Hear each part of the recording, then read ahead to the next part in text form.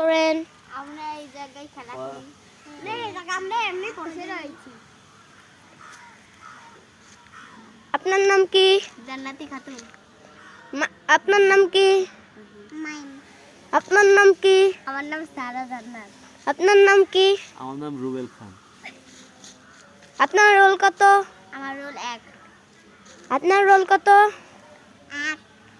আপনার রোল কত? 2। আপনি কিসে চাকরি করেন? আমি হোটেলে চাকরি করি। হোটেলের নাম কি? হোটেল নন্দিনী, ধানমন্ডি 32। আপনি কোন ক্লাসে পড়েন? আমি 6 এ পড়ি। আর আপনি? আমি 3 এ পড়ি।